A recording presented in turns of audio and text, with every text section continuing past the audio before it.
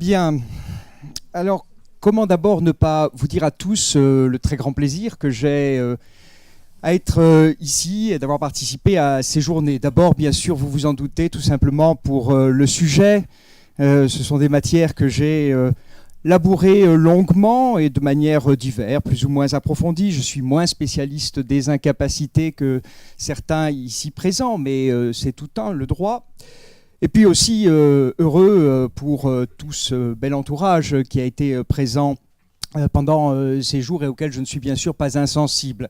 Des amis qu'il fait bon voir, des étudiants quand même qui sont notre première raison d'être, il faut bien le dire, des étudiants et puis des anciens étudiants, parmi lesquels commence à être Michel Farge d'ailleurs, et enfin des praticiens aussi qui m'ont énormément apporté dans mon regard sur le droit. Et évidemment, je crois qu'on ne peut pas connaître le droit si en tant qu'universitaire on ne va pas à la rencontre des praticiens. Bref, c'est pour vous dire que cette journée et demie m'a comblé. Je remercie Ingrid, bien sûr, de m'y avoir étroitement associé. Et puis, il y a eu des surprises qui sont un remerciement collectif à tous les organisateurs, et je voudrais vous en faire part. Alma Mater, continue ton œuvre, apporte à tous toujours la preuve de la beauté de ton travail, garde le cap sur tes rails, la société a besoin de toi, toi qui portes la couronne d'un roi, toi qui éclaires par tes membres la barbarie qui, hélas, nous rassemble. Non, rassemble, pardon. Voilà, il y a des poètes dans l'Assemblée, je l'ai appris. Alors, je ne suis pas venu là pour faire de la poésie, je vais quand même me livrer à ce qui, je ne sais pas, vous en jugerez vous-même, est ou n'est pas un rapport de synthèse. Simplification et modernisation du droit de la famille, mythe ou réalité, je crois que c'est encore écrit. Ce titre a intrigué plus d'un intervenant qui ont essayé, on sentait bien, de s'interroger. Et comme les autres, j'ai un peu cédé à la fascination de la question, mythe ou réalité. Mais à la différence des autres intervenants qui avaient un cahier des charges assez précis, on m'a donné, tant pis, page blanche. Alors, j'ai pris un peu au sérieux la question, ou j'ai fait un peu semblant de la prendre au sérieux. Mythe ou réalité, et si c'était finalement les deux, mythe et réalité, c'est à cette dialectique que je voudrais vous inviter essentiellement dans mon propos.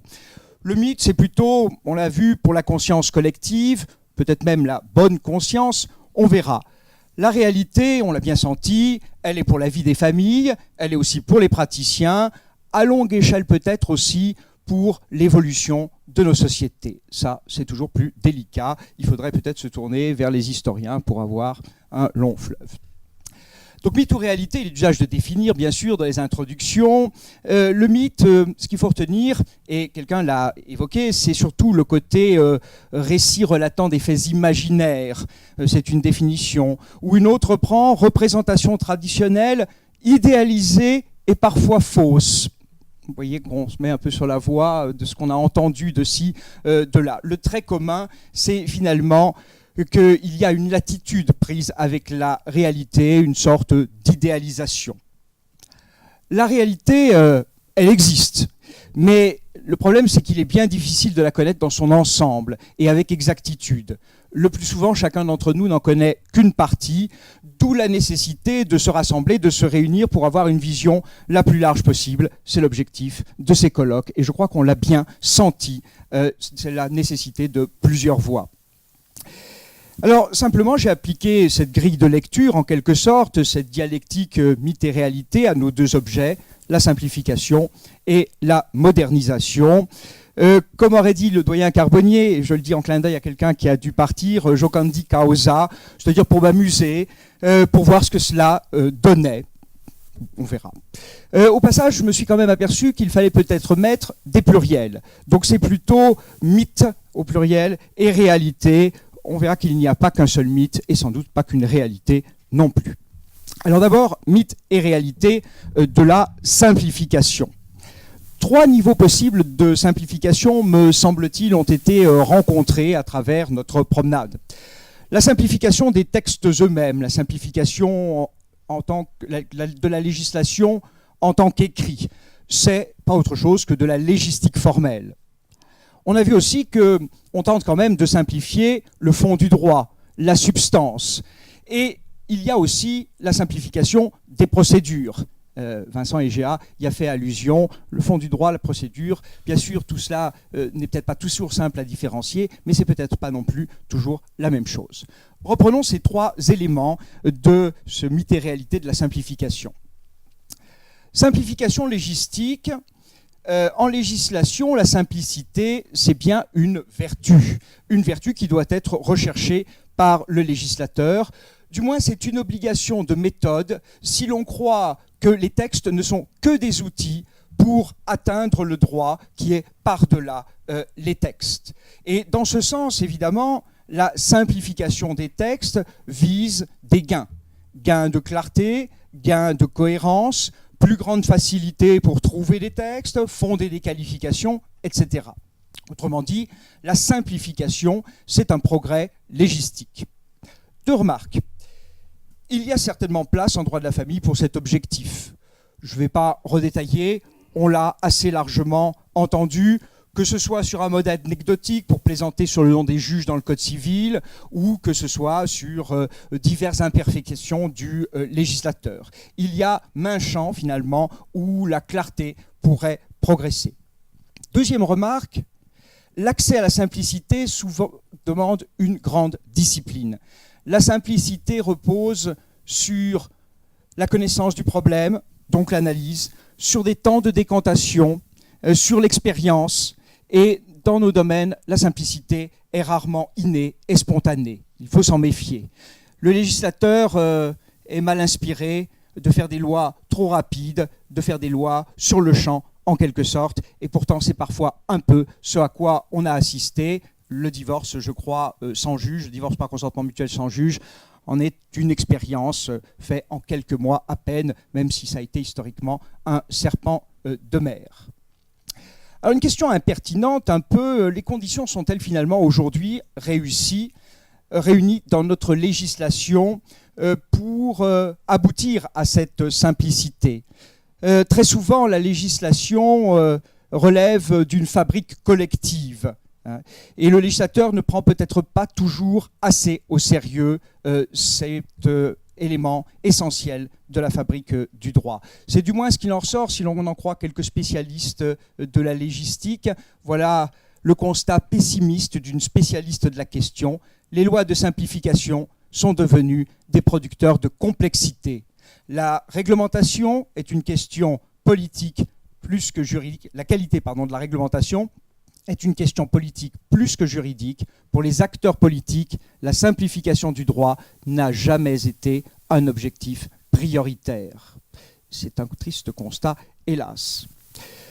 Alors la réalité par rapport au mythe de la simplification, évidemment, elle est assez décevante. Je ne développerai pas les exemples.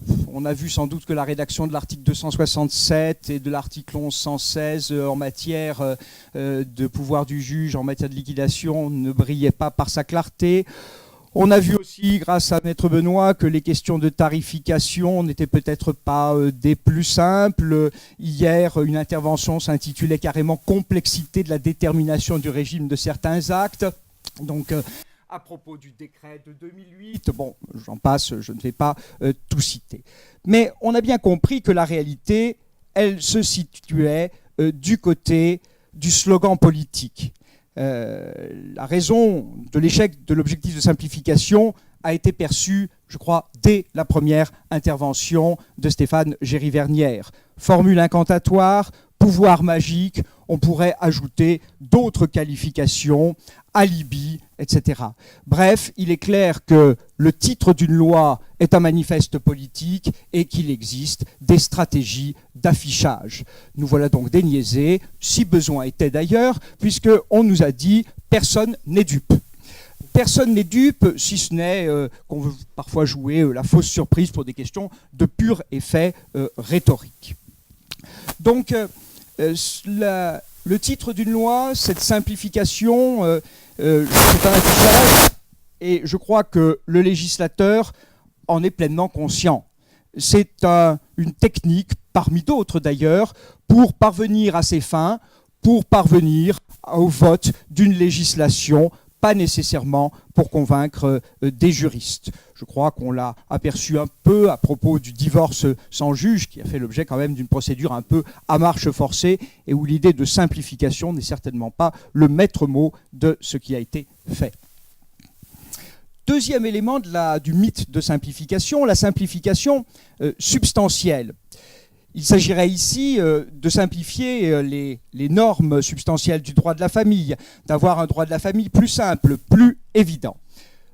Ce point m'a suggéré deux questions. D'abord, une question de base. Une telle simplification a-t-elle vraiment un sens? On peut, à la base, avoir de gros doutes finalement.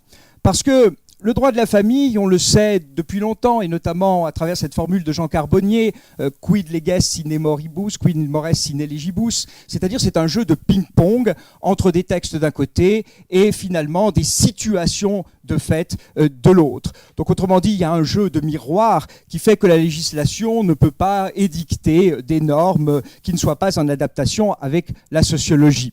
Autrement dit, la simplification des normes familiales ne se décrète sans doute pas si l'on veut que le droit de la famille soit le reflet d'une société à un moment donné.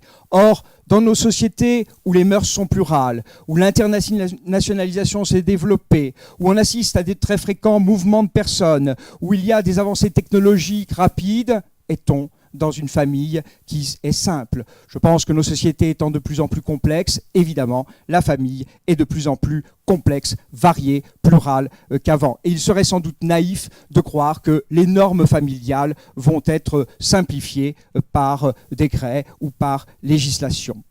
En réalité, peut-être faut-il affiner la question et se demander cette substance, cette législation, cette simplification substantielle, pour qui doit-elle être plus simple? Est-ce pour le juriste ou est-ce pour le citoyen? Et l'on a entendu des éléments de réponse. Deuxième question, si simplifier substantiellement a un sens. Deuxième question, la simplification a-t-elle été opérée par les 3, 4 ou 5 lois, je ne sais plus, sous examen dont nous avons parlé pendant une journée et demie? Il est difficile de répondre, d'un bloc en tout cas.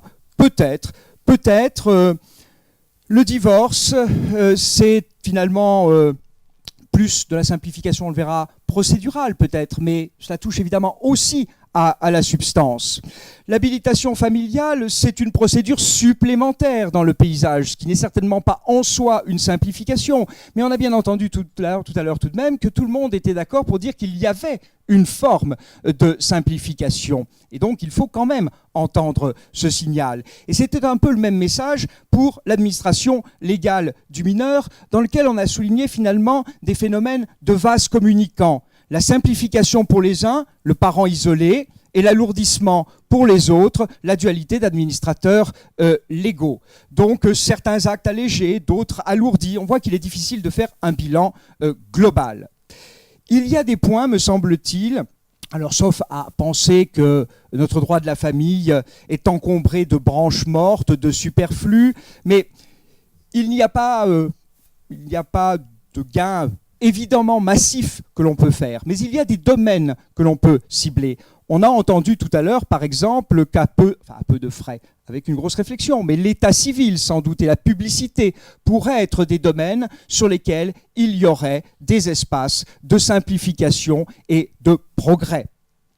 Fort heureusement, les familles vivent de longs jours de non-droit, phrase célèbre, et donc, fort heureusement, le droit ne va pas rattraper trop souvent. Mais on peut s'interroger, est-ce que cette formule célèbre est toujours aussi vraie aujourd'hui ?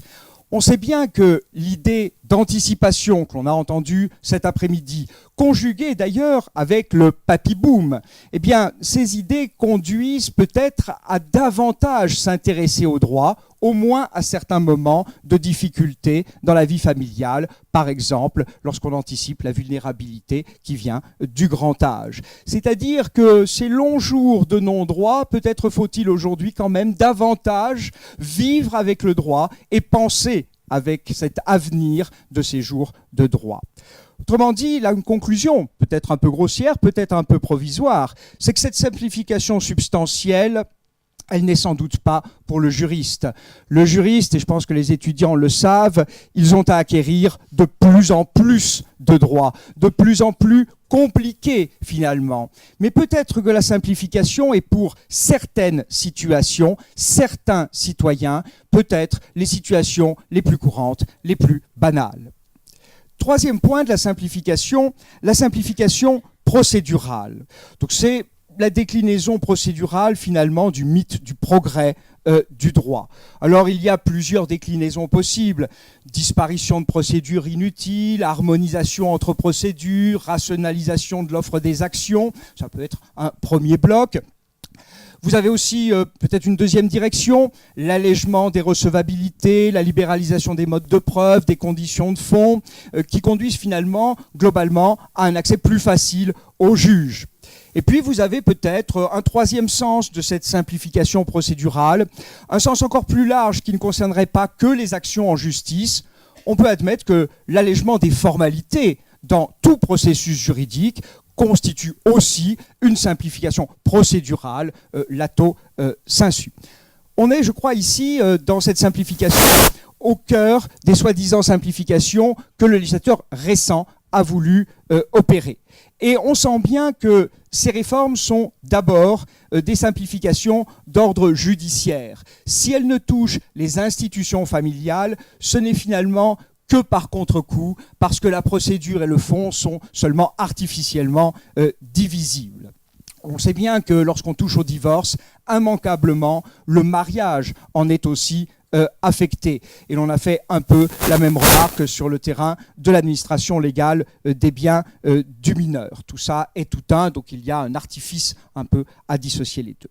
Mais a-t-on assisté véritablement à une simplification d'ordre procédural?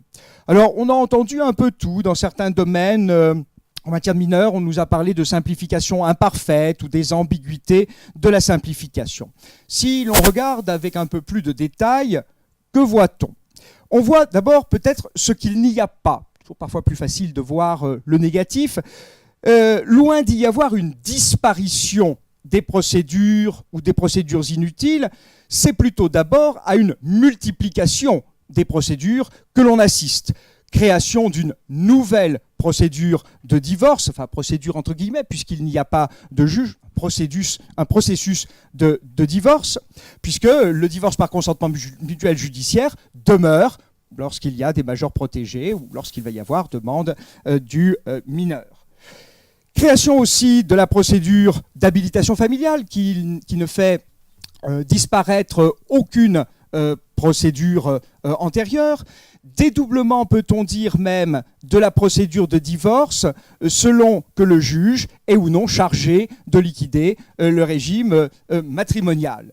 Donc, il ne me semble pas y avoir de simplification par une élimination, une décantation du paysage juridique. Ce serait même plutôt une complexification et qui demandera sans doute un effort, on l'a entendu, sur les questions de passerelle, sur les questions d'articulation nécessaires entre toutes ces procédures. Je crois qu'en pratique, on a bien senti que tout n'était pas encore d'ailleurs en place.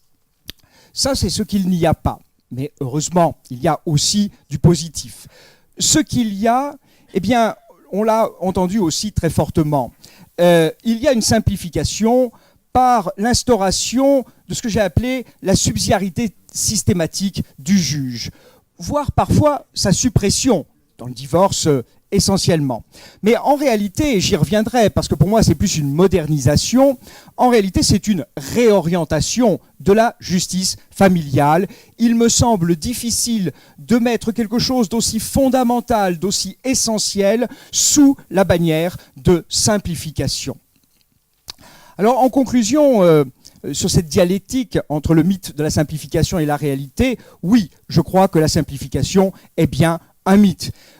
Bref, on nous raconte une histoire enjolivée, pour ne pas dire des histoires à travers ce mot de simplification. Il y a un outil de la légitimation de l'action politique, parfois un trompe-l'œil, si on veut être un peu méchant, une supercherie, si le programme n'est pas à la hauteur, si le résultat n'est pas à la hauteur du programme annoncé. Mais surtout, sous l'angle légistique, on a pu dire, et je crois que ce n'est pas faux, la simplification est vouée à l'échec tant que les processus de production de la complexité resteront intacts. Ça n'est pas moi qui le dis, c'est le comité d'enquête sur le coût et les rendements des services publics. Autrement dit, il faut attaquer le mal à la racine, et l'on pourrait reprendre des éléments d'ailleurs du rapport du Conseil d'État de 2016, simplification et qualité du droit. La simplification repose surtout sur un changement de culture juridique en légistique. Il n'en reste pas moins que les changements et les évolutions législatives sont bien là. Les corpus qui ont été modifiés l'ont été. La loi a un effet performatif. Elle produit bel et bien ses effets. Et certains ont même risqué l'appellation véritable révolution dans certains domaines. C'était, je crois, pour la protection des mineurs. Donc sur le fond, on constate des réalités de simplification. Mais il faut faire attention. La simplification n'est sans doute pas en soi une valeur et une qualité du droit. La simplification doit faire l'objet d'une balance, ou tout du moins le tandem simplification-complexité, doit faire l'objet d'une balance avec d'autres impératifs du droit. Simplification ne doit pas être synonyme de simplicité, d'appauvrissement ou de régression. Passons maintenant au deuxième volet, mythe et réalité de la modernisation. Stéphane Géry-Vernière, hier, d'emblée, nous a dit « Qu'est-ce que la modernisation ?» Certes, un mouvement vers plus de modernité, mais cela ne nous apprend pas grand-chose. Qu'est-ce que la modernité? Et que souhaite-t-on moderniser? Dans la loi du 18 novembre 2016, il s'agit de modernisation de la justice. Dont acte, on pourrait croire qu'on est sauvé, ça n'est pas le droit de la famille finalement qu'on a cherché, ou le droit des personnes qu'on a cherché à moderniser, mais la justice. L'argument ne tient pas longtemps puisque l'ordonnance du 15 octobre 2015 s'appelle « Simplification et modernisation du droit de la famille ». Donc on est bien obligé de s'intéresser, de chercher à comprendre ce qu'est cette modernisation du droit de la famille. Est-ce modernité d'ailleurs, ou n'est-ce pas peut-être plutôt post-modernité?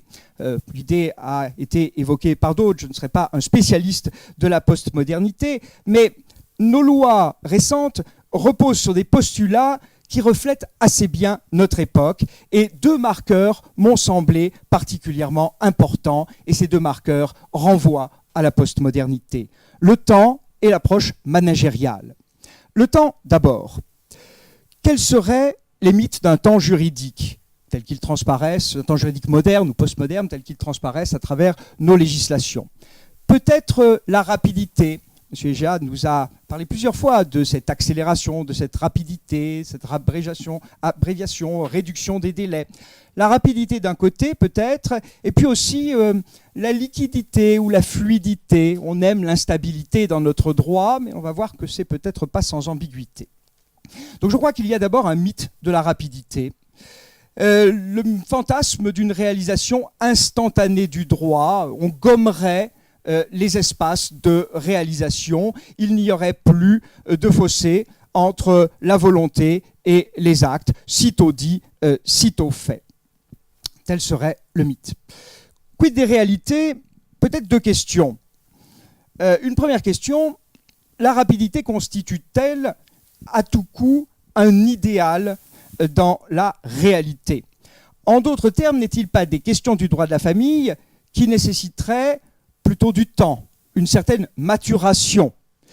L'hypothèse pourrait bien être d'ailleurs que le temps n'est pas homogène en droit de la famille, ou que le traitement du temps, que les temporalités dans le droit de la famille n'ont pas à être les mêmes. Béatrice Vesgout me soufflait tout à l'heure, il y a des temps imposés et il y a des temps choisis. Il y aurait sans doute à réfléchir effectivement sur les nuances de temporalité que l'on trouve selon les positions que l'on occupe en droit de la famille. Et puis on a entendu, c'était à propos du divorce et des opérations de prêt bancaire, qu'il y a des temps incompressibles aussi. Donc le temps, certes, a tendance à se raccourcir, mais il n'est pas évident de le faire disparaître, comme on a fait disparaître la distance grâce au numérique. La rapidité est donc peut-être un objectif, mais c'est certainement pas l'alpha et l'oméga de l'idéal des réalités juridiques. Deuxième question, la prétendue rapidité n'est-elle pas souvent finalement qu'une redistribution différente des temporalités juridiques? Par exemple, le divorce sans juge est-il véritablement un gain de temps pour les divorçants? Ou n'est-il pas simplement des transferts de temps différents? On avait perçu, et on perçoit, peut-être qu'il y a du gain de temps, je n'irai pas, mais c'est pour faire sentir ce que je veux dire par là. On l'avait presque plus senti quand on avait d'ailleurs fait disparaître dans la réforme précédente la période intermédiaire. C'est-à-dire que simplement ces réformes obligent à débattre en amont de questions qui souvent, ultérieurement, étaient traitées postérieurement. Ce débat en amont, il peut s'engluer dans le temps. Il y a des façons d'en sortir. La procédure participative peut-être d'ailleurs être un moyen de maîtriser le temps. Mais il y a une réflexion à avoir sur cette rapidité, sur ces temporalités juridiques et cette maîtrise des temporalités juridiques. Deuxième élément, deuxième élément du temps, le mythe de ce qu'on peut appeler avec d'autres, je reprends la métaphore des sociologues, la liquidité, mais on pourrait dire peut-être la fluidité aussi, et qui traduit bien un des caractères de notre postmodernité. En effet, pour l'homme et particulièrement pour le juriste, le rapport au temps est surtout un rapport à la volonté. Et les juristes le savent d'expérience, la volonté est instable et le droit va chercher à la stabiliser grâce aux accords de volonté. Il est classique de voir dans les conventions, tout simplement, des instruments de maîtrise du temps. Or, un des traits de la postmodernité, je l'ai entendu dans la bouche de Vincent Egea, c'est un peu un passage, ou la promotion plus exactement, de l'instant par rapport à la durée. La question n'est pas neuve, c'était une célèbre querelle entre Bergson et Bachelard. Ce rapport au temps, ou cette accentuation de l'instant dans le droit de la famille, se sent aujourd'hui, je crois. Le mythe de la liquidité, on revient à mon mythe de la liquidité, c'est justement la volonté réduite à l'instant et non plus à la durée. Une volonté qui veut jouir sans entrave, pour reprendre un vieux slogan, être éternellement, finalement, libre d'aller où bon lui semble, quitte même à procéder à des palinodies. Bref, c'est un programme évidemment peu compatible avec le développement d'une famille dans la durée, avec peut-être la contractualisation, je vais y revenir dans un instant, mais il est à peu près certain que notre droit contemporain est plus sensible aux relations familiales, qui peuvent être dans l'instant d'ailleurs, et qui peuvent être successives, il suffit de penser aux recompositions familiales, qu'à la famille comme cellule unie définitive. Alors évidemment, le temps jadis dans le droit de la famille avait été fondé sur la durée à travers notamment les institutions et à travers essentiellement le mariage, mais aussi la filiation. Et on sent évidemment un basculement vers l'instant, dont pour le mariage, le divorce est un des instruments. Alors, fluidité certes, mais peut-être y a-t-il aussi, à propos de cette fluidité, une sorte de conflit, de mythe en quelque sorte, parce que la fluidité, la liquidité rencontre un impératif inverse finalement à travers le mythe de la contractualisation qui, on le sait, traverse aujourd'hui très lourdement le droit de la famille. En effet, le mythe du contrat, de la contractualisation, oppose une force de résistance au mythe de liquidité, parce que le premier, la contractualisation repose par essence sur des accords de volonté qui vont imposer des contraintes à la volonté, qui vont figer les choses, alors que le second recherche au contraire un instant qui reste toujours ouvert, toujours modifiable. Bref, le terrain du droit de la famille est actuellement le lieu d'affrontement de ces forces contraires, liquidité et contractualisation. On le reverra, je crois, aussi dans le dernier point. Le résultat de cette opposition, c'est un peu un curieux paradoxe sur les accords de volonté en droit de la famille. Ces accords sont finalement tantôt friables, tantôt peut-être plus puissants que les conventions ordinaires, ou en tout cas on sent bien qu'à l'heure actuelle, ils cherchent encore leur place. Plus friable, surtout lorsqu'il s'agit de fonder par l'accord de volonté l'entrée dans un statut familial. Le mot statut, que je reprends à dessein, souligne bien sûr par son étymologie le rapport avec le temps et la stabilité, c'est la même racine. Évidemment, les statuts sont de moins en moins de notre époque et de moins en moins compatibles avec l'idée de fluidité ou avec le mythe de la fluidité. Le mariage en est l'exemple. Mais, friables d'un côté, les accords de volonté sont aussi parfois plus puissants que le droit commun, surtout lorsqu'il s'agit de régler un conflit par la négociation, puis par l'accord qui sort de cette négociation. Cet accord n'aurait aucun intérêt s'il n'était pas figé dans le temps, s'il n'avait pas une force particulière qui permette de pacifier définitivement, ou presque définitivement, le conflit, c'est le statut social qu'on vient chercher. Et ici, on voit évidemment que ces accords de volonté sont renforcés par rapport à un contrat ordinaire. On a bien senti la difficulté qu'il pouvait y avoir à avoir fait du divorce sans juge un simple contrat. Il a été, nous a-t-on dit, fragilisé. Il faudra bien, là aussi, trouver peut-être des clés pour traiter cette ambiguïté, ce paradoxe en tout cas, entre des accords friables et des accords très puissants. Après le temps, dernier point, le management. Alors, le management, quel rapport pourrait-on dire au premier abord avec nos questions du droit de la famille? Le management, une définition, c'est l'ensemble des méthodes d'organisation efficaces et de gestion rationnelle, etc., normalement déployées pas particulièrement sur le terrain juridique. Mais chacun ici sent bien quand même que le souci d'un bon management, c'est progressivement étendu au droit de la famille. Pourquoi ? Bien parce qu'il y a dans le droit, évidemment, un souci d'efficacité. Donc je crois que le management est le résultat d'une valorisation de l'efficacité, c'est-à-dire d'une forme de mythe de l'efficacité. Ce mythe de l'efficacité, on verra quel en est le résultat actuel, mais on est dans une promenade sur l'histoire, et bien sûr ces choses évolueront. Mythe de l'efficacité. Donc l'efficacité, je vous le disais, n'est pas étrangère au droit. Pourquoi ? Parce que le droit a sans doute une double fonction. Une fonction opératoire, qu'on appelle aussi parfois un peu pragmatique, et une fonction symbolique, anthropologique, il y a différents noms. Le souci opératoire renvoie évidemment à l'idée d'efficacité, et c'est bien légitime en droit. Ce souci d'efficacité peut prendre plusieurs formes.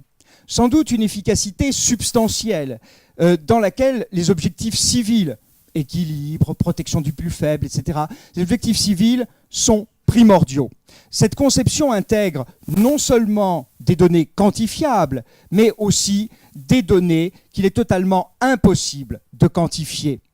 Par exemple, il est habituel de souligner qu'une norme ineffective, qui ne reçoit aucune application, peut toutefois avoir une efficacité, par exemple, grâce à sa force symbolique et freiner certains comportements.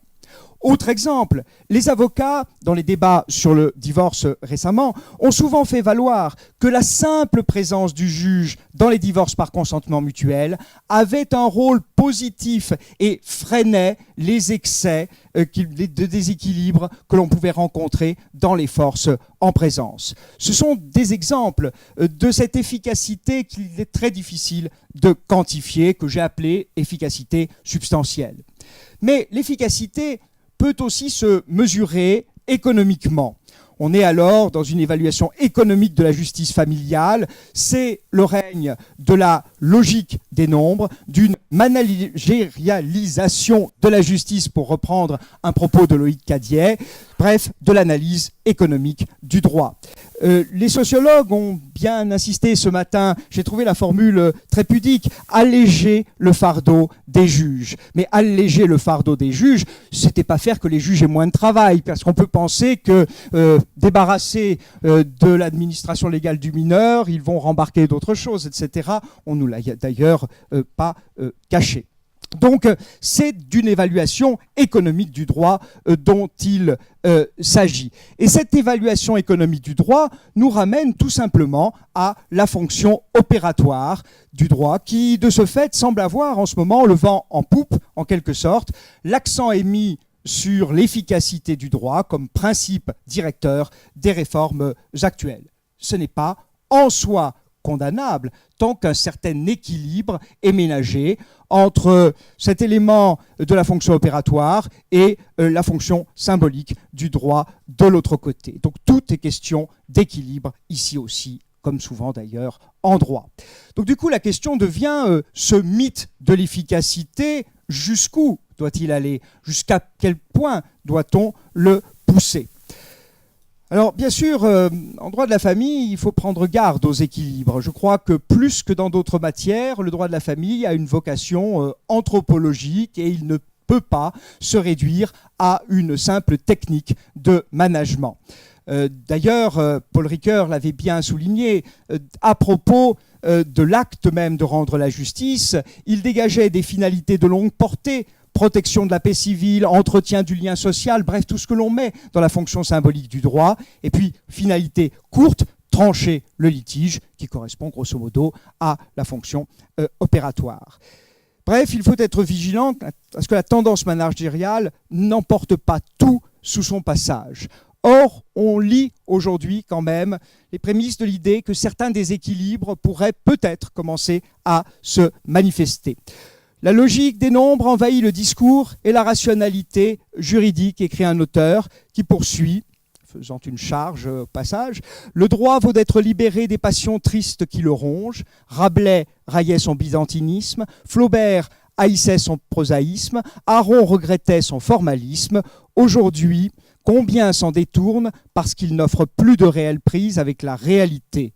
La logique des nombres le réduit à une technique de management peu réjouissante. » C'est ce que j'ai trouvé dans un bel éditorial d'une revue qui inaugure son premier numéro cette année sur la littérature, pas du tout sur le droit de la famille. Bref, la technicisation, l'hyper-rationalité, l'attrait pour l'innovation ne doivent pas faire perdre de vue des dimensions du droit qui sont irréductibles à une simple mesure d'efficacité économique ou d'efficacité managériale. Même si, bien sûr, tout ça doit être pris en compte parmi d'autres éléments. Alors, quel est le résultat actuel? Le résultat, je crois que c'est tout de même, et on l'a bien senti, un changement de modèle.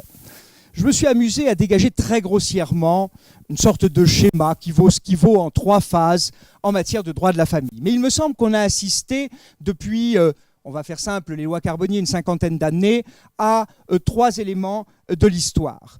D'abord, la fin des interdits substantiels qui avaient régné depuis 1804, la fin des immutabilités, des quasi-indissolubilités, des prohibitions, etc., qu'on retrouvait dans tout le droit de la famille de manière transversale. Bref, c'est la fin, ça a été, ces années 60 ont été la fin du règne des situations légales figées.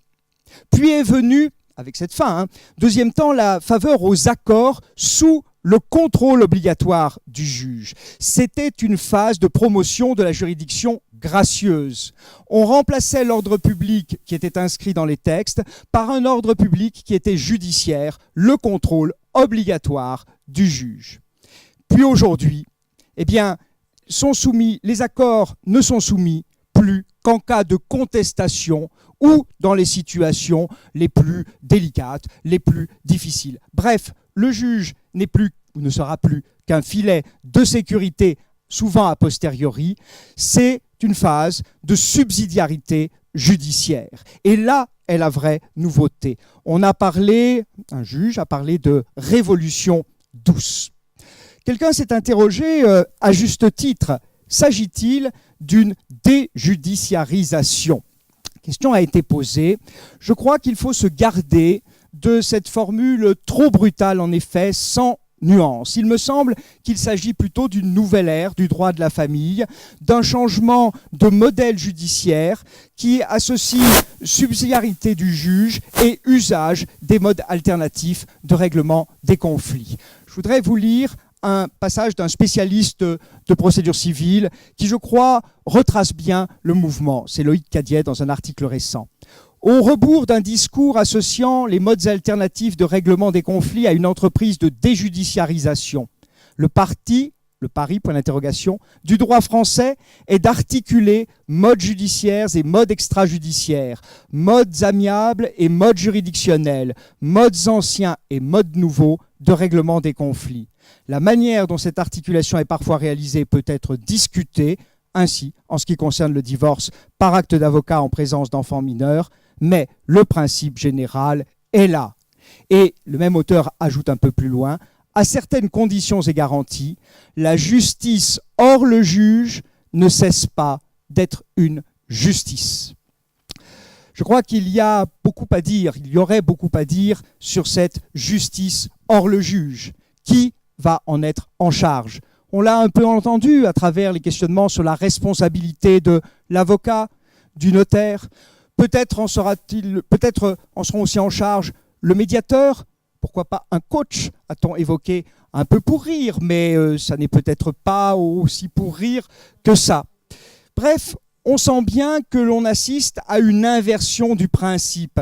La confiance envers les membres de la famille ou envers les individus remplace la défiance.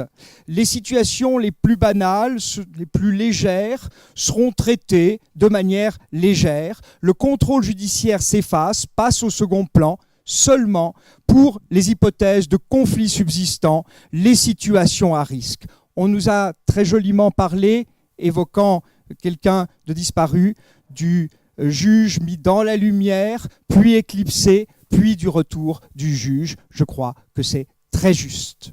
Là est la grande nouveauté, me semble-t-il, sur ce qu'on a venu. Béatrice avait dit, c'est le cœur d'ailleurs des réformes.